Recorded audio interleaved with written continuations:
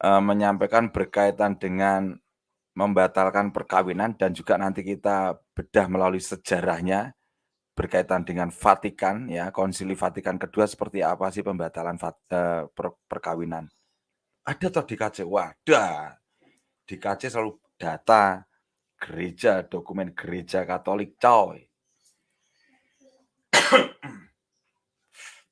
Membatalkan perkawinan. Nah, menurut hukum kanonik Ibu Bapak dan rekan-rekan. Oke, saya perbesar dulu. Halo Jepang, I love you Jepang. Oke, yuk. Membatalkan perkawinan menurut hukum kanonik Ibu Bapak. Ibu Bapak dan rekan-rekan, istilah membatalkan tetapi maksudnya adalah menyatakan bahwa suatu perkawinan tidak sah untuk disebut sebagai perkawinan Ibu Bapak. Di sini Ibu Bapak dan rekan-rekan, secara umum Gereja Katolik selalu memandang perkawinan sebagai perkawinan yang sah, kecuali dapat dibuktikan kebalikannya Ibu Bapak. Dan menurut Gereja Katolik, ada 3 hal yang membatalkan perkawinan. 1. Halangan menikah. 2. Cacat konsensus. Dan 3. Cacat kanonika.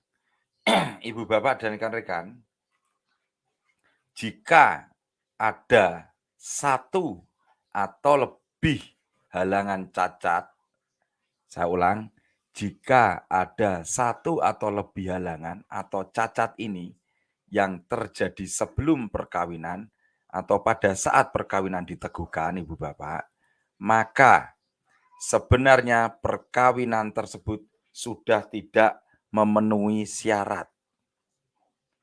Sudah tidak dapat memenuhi syarat Ibu Bapak. Untuk apa? Untuk dapat disebut sebagai perkawinan yang sah sejak awal mula Ibu Bapak. Sehingga rekan-rekan, jika yang bersangkutan memohon kepada pihak tribunal keuskupan, maka setelah melakukan penyelidikan seksama atas dasar kesaksian para saksi dan bukti-bukti yang diajukan Ibu Bapak, pihak tribunal ya, di sini pihak tribunal dapat mengabulkan permohonan pembatalan perkawinan yang diajukan oleh pasangan tersebut Ibu Bapak. Sebaliknya, jika perkawinan tersebut sudah sah, maka perkawinan itu tidak dapat dibatalkan ataupun diceraikan. Sebab demikianlah yang diajarkan oleh sabda Tuhan Ibu Bapak. Matius 19 ayat 5 sampai 6. Kita sekarang akan melihat penjabaran ketiga hal yang membatalkan perkawinan menurut hukum kanonik Gereja Katolik Ibu Bapak. Nah, ini dokumennya di sini. Yang pertama, macam-macam halangan menikah adalah bisa dilihat di Kitab Hukum Kanonik Kanon 1083 sampai 1094. Yang pertama, macam-macam halangan menikah ya. Yang pertama, kurangnya umur. Kedua, impotensi. Ketiga, adanya ikatan perkawinan terdahulu. Keempat, disparitas kultus atau beda agama tanpa dispensasi. Yang keempat, disparitas kultus atau beda agama tanpa dispensasi. Yang kelima, tabisan suci. Yang keenam, kaul kemurnian dalam tarekat religius. Yang ketujuh, penculikan dan penahanan. Kedelapan, kejahatan pembunuhan. Kesembilan, hubungan persaudaraan konsanguinitas. hubungan persaudaraan konsanguinitas. Ke-10, hubungan semenda. Ke-11, halangan kelayakan publik seperti konkubinat. 12, hubungan adopsi. Oke, slide selanjutnya. Sekarang masuk dalam poin kedua, yaitu cacat konsensus. Bisa juga dilihat di Kitab Hukum Kanonik, Kanon 1095 sampai 1107. Cacat konsensusnya adalah 1. Kekurangan kemampuan menggunakan akal sehat. Kedua, cacat yang parah dalam hal pertimbangan atau grief defects of discretion of judgment. Ketiga, ketidakmampuan mengambil kewajiban esensial perkawinan. Keempat, ketidaktahuan akan hakikat perkawinan atau ignorance. Kelima, salah orang. Keenam, salah dalam hal kualitas pasangan yang menjadi syarat utama. Ketujuh, penipuan atau dolus. 8. Simulasi total atau hanya sandiwara untuk keperluan tertentu seperti mendapat izin tinggal atau kewarganegaraan tertentu. Ini ada tuh, nggak usah dipertegas lah. Nomor 8 jelas ya, untuk mendapatkan izin tinggal atau kewarganegaraan tertentu. Ke-9, simulasi sebagian seperti kontra bonum polis dengan maksud dari awal untuk tidak mau mempunyai keturunan. Di sini Ibu Bapak, kontra bonum fide, yaitu tidak bersedia setia atau mempertahankan hubungan perkawinan yang eksklusif hanya untuk pasangan. Masuk dalam kontra bonum sakramen, yaitu tidak menghendaki hubungan yang permanen atau selamanya. Masuk dalam kontra bonum coniugum, yaitu tidak menginginkan kebaikan pasangan.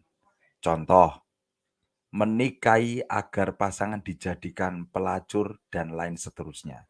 Ke-10, menikah dengan syarat kondisi tertentu. 11, menikah karena paksaan. Ke-12, menikah karena ketakutan yang sangat akan ancaman tertentu. Ketiga, masuk dalam cacat forma kanonika Ibu Bapak, itu dilihat di Kanon 1108 sampai 1123.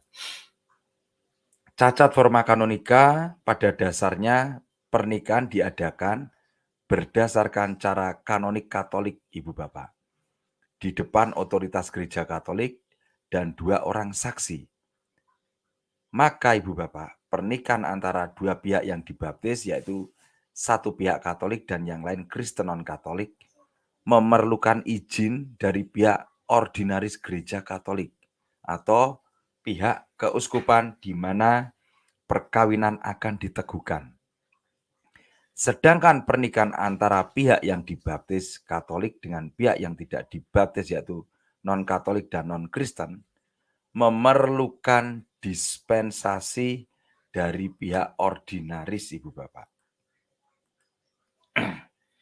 Jika terdapat satu hal Ibu Bapak atau lebih dari hal-hal yang membatalkan perkawinan ini, maka salah satu pihak pasangan tersebut dapat mengajukan surat permohonan pembatalan perkawinan kepada pihak tribunal keuskupan.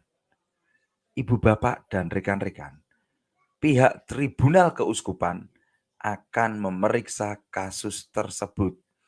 Dan jika ditemukan bukti-bukti yang kuat dan para saksi, maka Ibu Bapak, tribunal dapat meluluskan permohonan tersebut. Baru jika sudah dikeluarkan surat persetujuan tribunal, maka perkawinan tersebut dapat dinyatakan resmi tidak sah. Dan dengan demikian, kedua belah pihak berstatus bebas atau tidak lagi terikat perkawinan tersebut. Ibu bapak dan rekan-rekan yang kucinta yang kukasihi, itu masuk dalam poin slide pertama. Nanti tetap kita bagikan link, tetapi waktu kita terbatas ya. Inilah yang kenapa saya membuat judul konten dengan pembatalan perkawinan. Karena sudah mulai ada bintik-bintik untuk framing. Dikatakan di luar Alkitab, di luar Alkitab. Karena dia tidak mengetahui dokumen gerejanya masing-masing, jadi seperti itu. Kalau kalau orang itu menguasai dalam dokumen gerejanya, pasti dia akan belajar sampai detail-detail dalam dokumen gereja, penyampaiannya. Kalau selalu berbicara sola, tetapi landasannya berubah-ubah ya lucu. Nah, kita mempunyai dokumen kok, jadi tahu rinci, bukan asumsi saya pribadi, bukan. Ini yang saya sampaikan dalam materi hari ini kan juga berkaitan dengan dokumen gereja kita, Ibu Bapak. Gitu Ibu Bapak ya. Oke. Sekarang kita masuk dalam slide selanjutnya.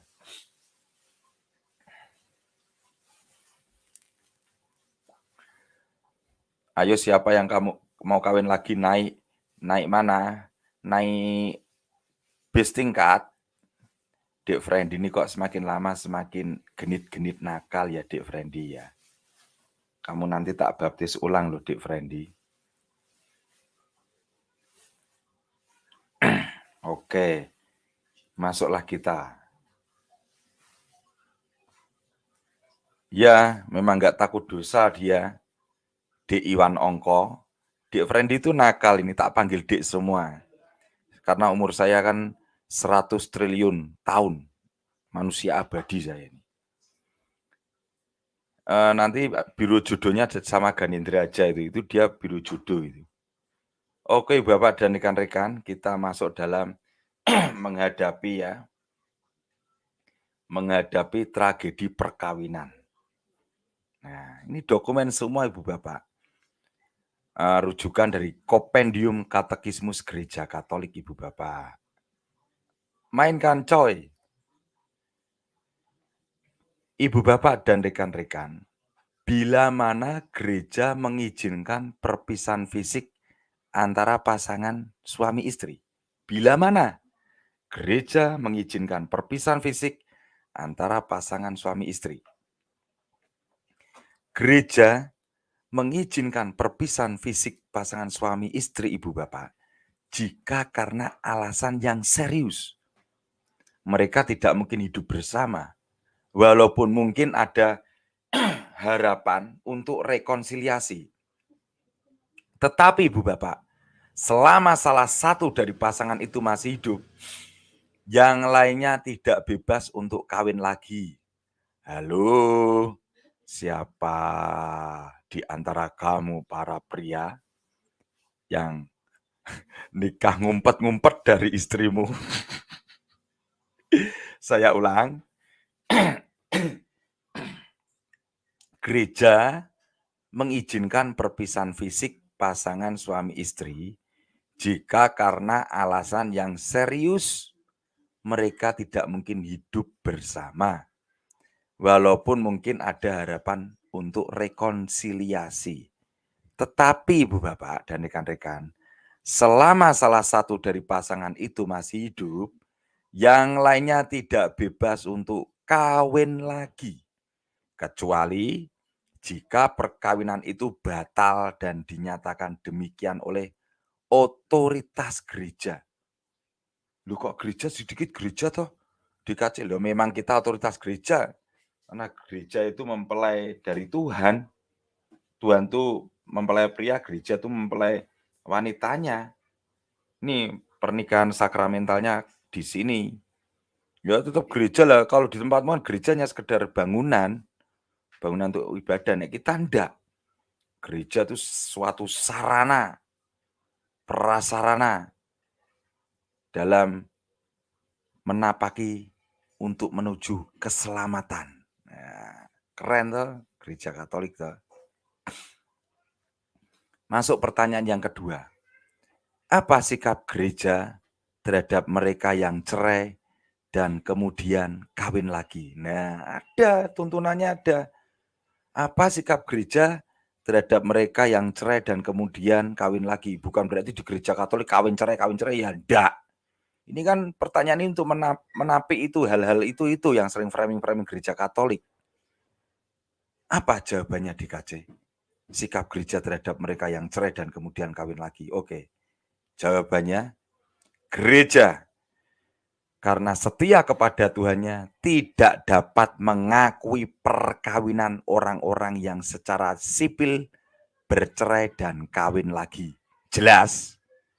Cetha melo-melo dirimu mendengarkan? Gereja karena setia kepada Tuhannya tidak dapat mengakui perkawinan orang-orang yang secara sipil bercerai dan kawin lagi. Oi, kawin lagi. Tidak dapat mengakui, ya. Barang siapa menceraikan istrinya lalu kawin dengan perempuan lain, ia hidup dalam perzinahan terhadap istrinya itu. Dan jika si istri menceraikan suaminya dan kawin lagi dengan laki-laki lain, ia berbuat zina. Markus 10 ayat 11 sampai 12. Ayatnya ada. Ibu bapak dan rekan-rekan, gereja benar-benar menunjukkan keprihatinan yang dalam terhadap orang-orang itu, ibu bapak, dan menganjurkan mereka hidup dalam iman, doa, beramal, dan memberikan pendidikan Kristiani bagi anak-anak mereka. Tetapi ibu bapak dan rekan-rekan, mereka tidak dapat menerima absolusi sakramental atau sakramen tobat. Tidak dapat menerima komuni kudus atau tidak dapat mengemban tanggung jawab gerejawi tertentu selama situasi mereka tidak berubah karena secara objektif bertentangan dengan perintah Allah. Ini itu lanjutan dari ini loh Bapak, Ibu Bapak dan rekan-rekan. Sikap gereja terhadap mereka yang cerai dan kemudian kawin lagi seperti apa sih Pak DKC? Ini jawabannya di sini. Gereja karena setia kepada Tuhannya tidak dapat mengakui perkawinan orang-orang yang secara sipil bercerai dan kawin lagi. Ayatnya di Markus bab 10 ayat 11 sampai 12. Dilanjutkan lagi sampai di sini poinnya. Ini poin penegasannya. Gereja benar-benar menunjukkan keprihatinan yang dalam terhadap orang-orang itu. Yang itu loh kawin cerai itu loh. Itu tidak diizinkan di gereja. Gereja benar-benar menunjukkan keprihatinan yang dalam terhadap orang-orang itu. Dan menganjurkan mereka hidup dalam iman, berdoa, beramal, dan juga memberikan pendidikan Kristiani bagi anak-anak mereka. Tetapi Ibu Bapak, mereka tidak dapat menerima absolusi sakramental atau sakramen tobat dan juga tidak dapat menerima komuni kudus atau tidak dapat mengemban tanggung jawab gerejawi tertentu selama situasi mereka tidak berubah karena secara objektif bertentangan dengan perintah Allah. Jelas ya? Itu lanjutannya di situ. Terus pertanyaan selanjutnya. Dalam nomor 260, mengapa Allah memberikan laki-laki dan perempuan kepada satu sama lain? Jawabannya Ibu Bapak, Allah memberikan laki-laki dan perempuan kepada satu sama lain sehingga mereka menjadi bukan lagi dua, melainkan satu. Matius 19 ayat 6.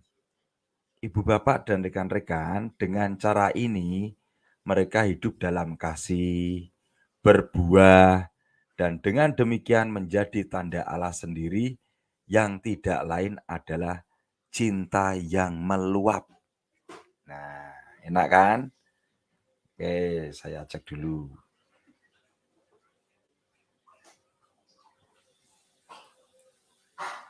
Lanjut. Nomor 262, pertanyaannya, apa yang diperlukan untuk melakukan perkawinan sakramental Katolik? Nah, ini. Sebuah perkawinan sakramental itu memerlukan 3 unsur, Ibu Bapak. Yang pertama, dari persetujuan bebas. Apa itu persetujuan bebas? Hal yang paling mendalam tentang perkawinan Kristen adalah pemahaman yang dimiliki setiap pasangan bahwa kami adalah gambar hidup dari cinta antara Kristus dan gereja. Itu poin pertama. Poin kedua, penegasan kesatuan eksklusif seumur hidup sak jebole sampai Tuhanlah yang memisahkan. Di sini Bapak, syarat unitas atau kesatuan dan indissolubilitas atau tak terceraikan adalah dasar utama untuk menentang. Nah, Dik Friendly kira-kira dan Dek Ganendra berpoligami enggak, Dek Friendly dan Dek Ganendra ini? Ini Dek Friendly, ini saya tegaskan dalam poin kedua ya, Dek Friendly. Penegasan kesatuan eksklusif seumur hidup, Dek Friendly. Syarat unitas atau kesatuan dan indissolubilitas atau tak terceraikan mempunyai dasar utama untuk menentang. Satu, menentang berpoligami yang secara Kristiani dipandang sebagai pelanggaran dasar terhadap kasih dan hak asasi manusia. Poin kedua, poligami beruntun, yakni serangkaian hubungan cinta tanpa ikatan yang tidak pernah mencapai komitmen. Kesetiaan perkawinan memerlukan kesediaan untuk memasuki kesatuan seumur hidup yang tidak mencakup hubungan di luar perkawinan. Jelas ya Ibu Bapak dan rekan-rekan, Dek Friendly dan Dek Ganendra kopinya diseruput dulu. Masuk poin ketiga, keterbukaan terhadap hadirnya anak-anak. Apa sih DKC yang dimaksud ini? Keterbukaan terhadap hadirnya anak-anak yaitu keterbukaan terhadap kesuburan berarti bahwa pasangan yang menikah secara Kristiani bersedia menerima anak-anak yang dianugerahkan Allah kepada mereka. Pasangan yang tidak memiliki keturunan dipanggil oleh Allah untuk berbuah dalam cara lain. Nah, ini jangan diartikan yang aneh loh ya. Perkawinan tidak sah jika tidak meliputi ketiga unsur tersebut di atas. Perkawinan yang tidak sah jika tidak meliputi ketiga unsur di atas itu tadi yang pertama ini loh. Persetujuan bebas. Yang kedua, penegasan kesatuan eksklusif seumur hidup. Yang ketiga, keterbukaan terhadap hadirnya anak-anak. Ya, jelas sudah saya bedah satu persatu. Yang berkaitan poin ketiga ini saya tegaskan lagi, saya tegaskan. Keterbukaan terhadap hadirnya anak-anak yang dimaksud berarti keterbukaan terhadap kesuburan berarti bahwa pasangan yang menikah secara Kristiani bersedia menerima anak-anak yang dianugerahkan Allah kepada mereka. Pasangan yang tidak memiliki keturunan dipanggil oleh Allah untuk berbuah dalam cara lain. Ini jangan di-framing loh ya. berarti selingkuh punya anak itu salah satu, nggak boleh seperti itu, jangan ditafsirkan bebas kayak itu nggak boleh. Lah terus gimana DKJ? Mungkin loh ya nanti biar dijawab paman kita ya. Ini asumsi saya loh ya, asumsi saya. Saya hanya membacakan literasi untuk pembedanya nanti paman paman kita. Pasangan yang tidak memiliki keturunan dipanggil oleh Allah untuk berbuah dalam cara lain, mungkin beradopsi. Nah, adopsi anak mungkin, adopsi. Saya tegaskan lagi deh poin ketiga, saya takut nanti kata-kataku di-framing malah ciloko aku. Keterbukaan terhadap hadirnya anak-anak, yaitu keterbukaan terhadap kesuburan berarti bahwa pasangan yang menikah secara Kristiani bersedia menerima anak-anak yang dianugerahkan Allah kepada mereka. Pasangan yang tidak memiliki keturunan dipanggil oleh Allah untuk berbuah dalam cara lain. Ya pasti beradopsi. Intinya di situ. Enggak boleh seperti itu enggak boleh loh ya. Tak jewer kamu nanti. Oke. Seruput dulu kopinya dong. Seruput. Kopinya habis. Halo, Tante Resna Siki, Om Kakak, Om Budi, Om Kenek Templar, dan lain sebagainya. Masuk dalam nomor 263. Mengapa perkawinan tak terpisahkan? Mengapa? DKJ, jawaban DKJ kepada dokumen gereja. Perkawinan tak terpisahkan karena ada 3 alasan ya Ibu Bapak. Ada 3 alasan. Perkawinan tak terpisahkan coy. Karena 3 alasan coy. Alasan pertama, karena esensi dari cinta adalah saling memberi diri tanpa syarat. Esensi dari cinta adalah saling memberi diri tanpa syarat. Yang kedua, karena ini merupakan gambar kesetiaan tanpa syarat dari Allah bagi ciptaannya. Loh, hebat toh. Ketiga, karena ini merupakan pengabdian Kristus kepada gerejanya. Bahkan sampai wafat di kayu salib. Itu tidak boleh terpisahkan. Alasannya seperti itu. Ada 3. Ibu Bapak dan rekan-rekan, pada saat separuh perkawinan di berbagai tempat berakhir dengan perceraian. Setiap perkawinan yang bertahan merupakan pertanda besar yang pada akhirnya pertanda bagi Tuhan.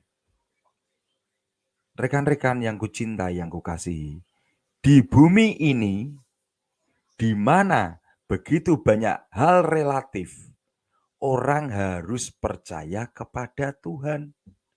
Itu sebabnya segala sesuatu yang tidak relatif sangatlah penting. Seseorang yang berbicara kebenaran mutlak atau benar-benar setia. Kesetiaan mutlak dalam perkawinan bukan sekedar pencapaian manusia, karena ini merupakan kesaksian terhadap kesetiaan Allah yang selalu ada bahkan ketika kita mengkhianati atau melupakannya dalam banyak cara. Ibu bapak dan rekan-rekan, menikah secara Katolik berarti lebih mengandalkan pertolongan Allah daripada daya cinta manusiawi. Jelas. Contoh ini, saat aku pacaran sama istriku nih, aku kan sudah di Katolik, istriku masih di sana. Aku berdoa, istriku tahajud. Tuhan, ini serius loh lagi, aku bukan bercanda nih, aku serius nih. Kalau diketawain kamu nanti kualat sama aku. Aku usiaku 100 triliun tahun soalnya, udah tua banget, tapi abadi. Dulu aku masih pacaran sama istriku itu gitu. Tidak mengandalkan daya cinta saya kepada istri, kepada calon saya enggak. Tapi mengandalkan kepada pertolongan Allah. Saya, Novena Rosario, mantan pacarku itu yang sekarang jadi istriku tahajud. Tuhan Yesus, kalau dia benar-benar jodohku Tuhan, berikanlah yang terbaik. Kalau dia tidak jodohku, berikanlah yang terbaik untuk hidup dia dengan pasangannya yang terbaru. Istriku juga gitu tahajud. Ya Allah, akhirnya ketemu. Ini loh, mengandalkan pertolongan Allah, Tuhan. Begitu aku menikah dengan istriku ada keributan. Keributan kecil, menengah, sampai berat. Ya mengandalkan Tuhan. Nah, itu sering itu. Nah, enaknya di Kristen Katolik kan selalu kita dibimbing melalui siapa? Magisterium dengan dokumen-dokumennya yang sangat komplit. Oleh karena itu Ganindra tidak boleh nakal. Ganindra bekerja di luar, ingat istri dan anak-anakmu Ganindra. Ya, meskipun Anda melihat wanita cantik-cantik di jalan, istrimu yang tercantik Ganindra. Jangan lupa pulang bawakan susu, bawakan makanan untuk anak-anakmu Ganindra. Oke? Itu. Apa Ganindra mau cari istri lagi? Tidak boleh nakal. Nanti dijewer telingamu sama kakak kamu nanti. Oke, masuk selanjutnya. Nomor 264. Apa saja yang mengancam perkawinan? Loh, ada tuh DKJ? Ada. Sing ngancam perkawinan ini dhewe iki apa wae sih? Apa saja sih yang mengancam perkawinan itu? Enak ta? Enggak arang-arang, enggak asumsi-asumsi kita tuh enggak ada asumsi. Selalu dibimbing kita. Yang benar-benar mengancam perkawinan adalah dosa. Yang dapat memperbaruinya adalah pengampunan. Loh, enak toh? Simple tapi luas jangkauannya. Yang membuat kukuh bertahan adalah doa dan juga kepercayaan kepada Allah. Enak dhewe iki. Wis enak-enake. Oh, jadi yang mengancam perkawinan itu dosa ya DKC? Iya.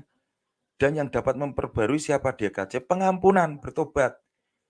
Dan yang bisa mengukuhkan dalam bertahan rumah tangga siapa DKC?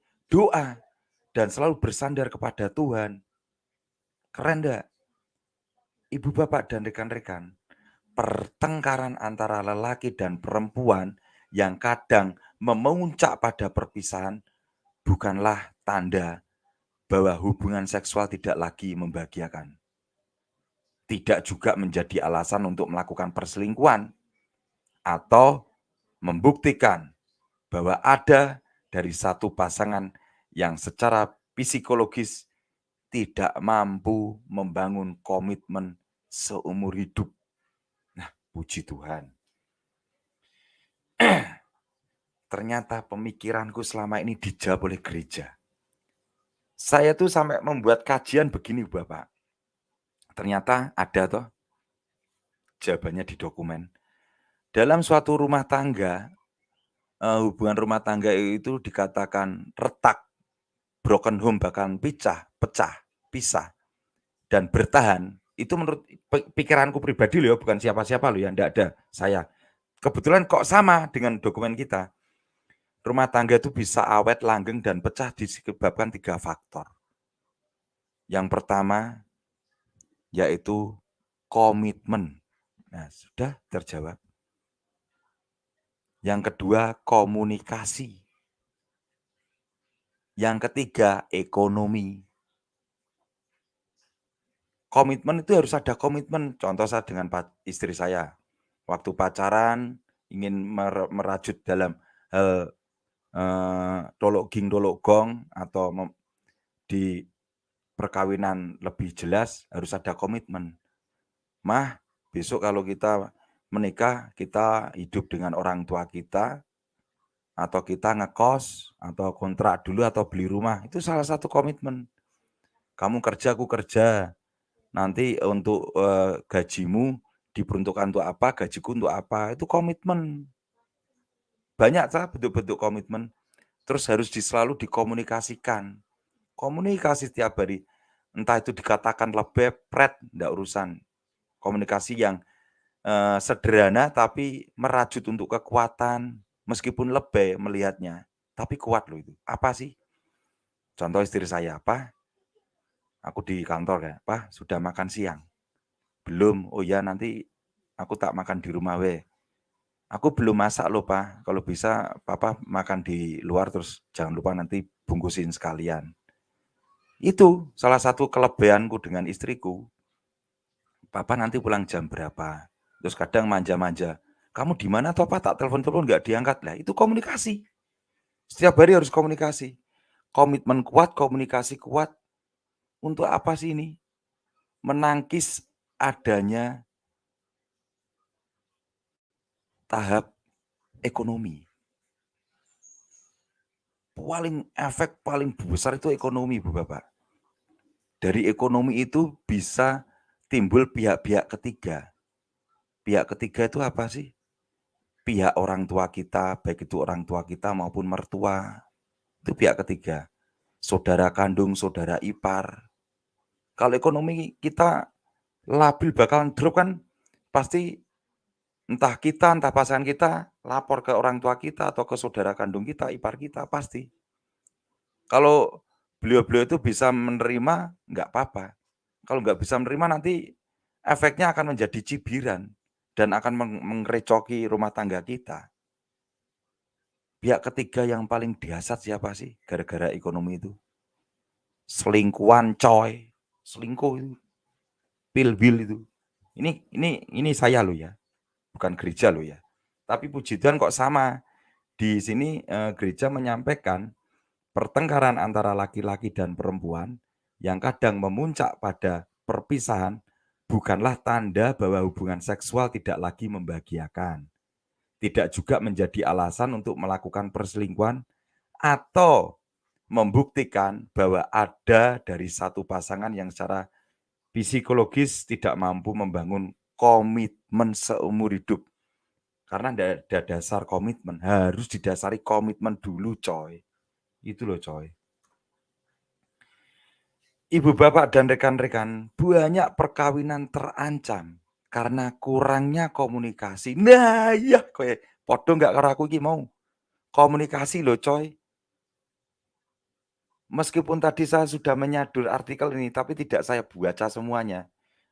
Puji Tuhan terjawab. Pemikiranku yang puluhan tahun kemarin terjawab dengan jawaban yang ada di dokumen gereja kita. Banyak perkawinan terancam karena kurangnya komunikasi dan perhatian satu sama lain. Clear ya? Dengan asumsi pribadiku clear ya di sini ya. Mungkin juga karena permasalahan ekonomi atau lingkungan sekitarnya. Clear. Clear. Terima kasih Tuhan Yesus. Mah sama kok mah. Ternyata mah. Ini aku ngobrol sama istriku. Ini istriku tak panggil ini. Sama apa yang saya jelaskan ke ibu bapak. Perkawinan terancam karena kurangnya komunikasi dan perhatian satu sama lain. Mungkin juga karena permasalahan ekonomi atau lingkungan sekitarnya. Ini loh pihak ketiga lingkungan sekitarnya ini loh. Wah hebat tenan. Gereja kita mantap coy. Namun demikian ibu bapak. Ancaman paling kuat berasal dari realitas dosa. Apa itu realitas dosa? Iri hati, cinta kekuasaan, kecenderungan untuk bertengkar, nafsu, perselingkuhan, dan kecenderungan untuk merusak pasangan lain. Ini loh, ancaman paling kuat berasal dari realitas dosa. Itu loh. Meliputi itu yang tadi saya sampaikan, iri hati, cinta kekuasaan, kecenderungan bertengkar, nafsu, perselingkuhan, kecenderungan untuk merusak pasangan lain.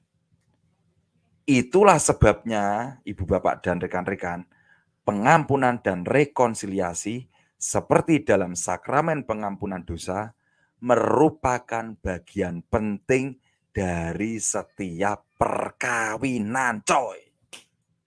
Clear. Nah, sekarang kita seruput dulu kopinya, coy. Dek Friendly, sudah seruput kopi belum? Buah selingkuh apa ya? Buah kedondong, buah jambu, buah apa? Nah, itu. Dek Lucia Muriani itu bisa aja toh, Dek. Dek Friendly, enggak usah mancing-mancing, Dek Friendly.